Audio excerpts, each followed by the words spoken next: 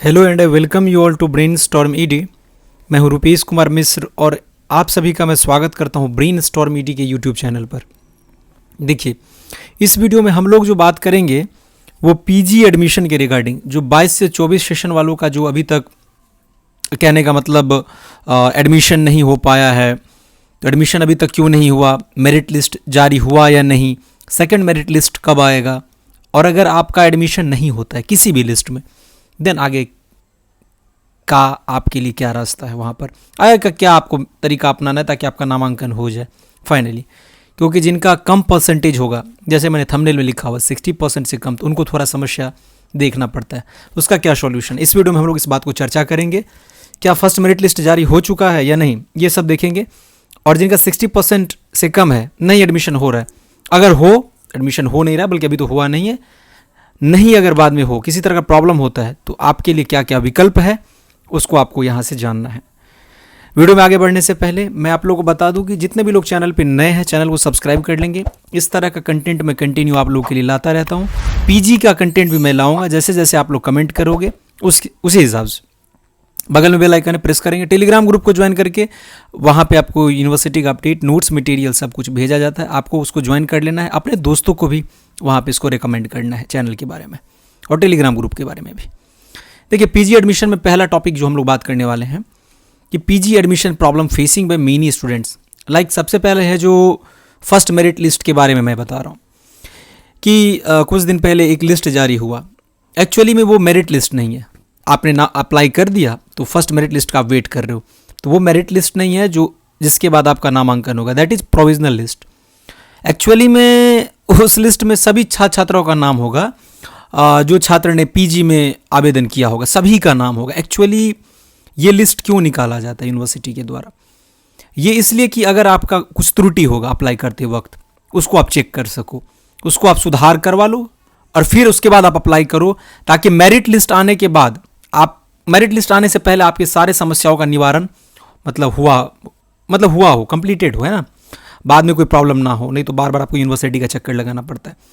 तो उसका डेट दिया गया कि 16 एवं 17 तारीख तक आप उसको सुधार करवा लें मार्च में, और उसका प्रथम सूची जो है आपका वो आएगा 27 मार्च तक। एक एक्सपेक्टेड अनुमानित उसका डेट है, अभी तक वो नहीं आया है। अब बात हम लोग करते हैं जो मेरिट लिस्ट के एडमिशन कब होगा, और जैसे मान लो आपका 27 तक आ जाता है, फिर उसका एडमिशन का प्रक्रिया, कौन से डॉक्यूमेंट का ज़रूरत पड़ेगा आपको, फर्स्ट मेरिट लिस्ट में आपका नाम आ जाता है तो, और बाकी का आगे का प्रक्रिया भी मैं बता रहा हूँ। देखो, अगर आपका 27 मार्च को आ जाता है आपका फर्स्ट मेरिट लिस्ट, तो 3 से 4 दिनों में आपका कॉलेज पर, आपके कॉलेज पे जाके आपको वहाँ से या तो ऑनलाइन या ऑफलाइन आपका नामांकन हो जाएगा।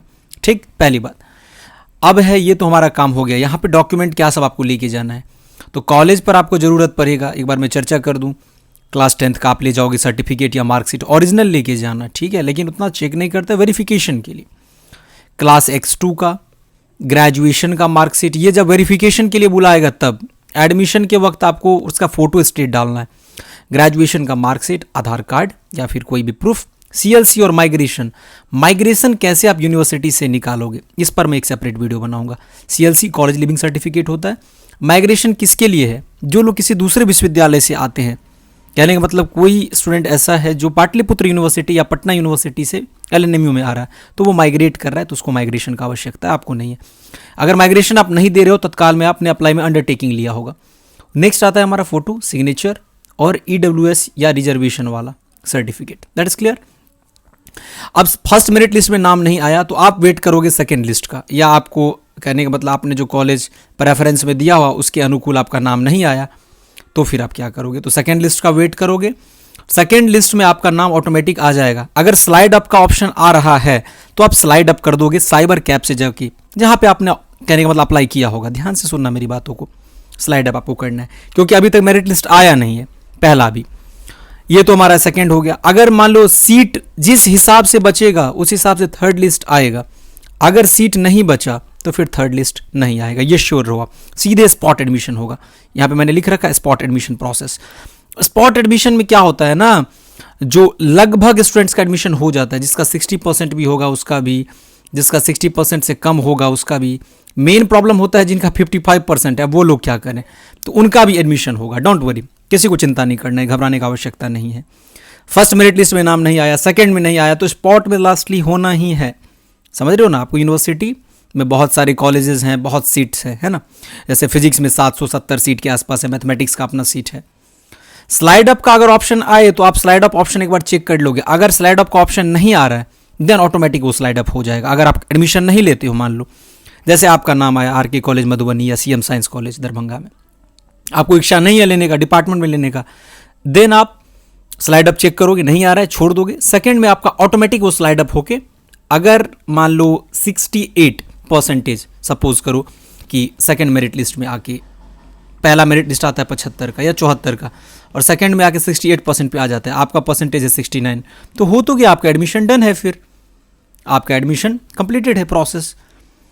तो यही आपका एडमिशन टेकिंग के लिए प्रक्रिया है।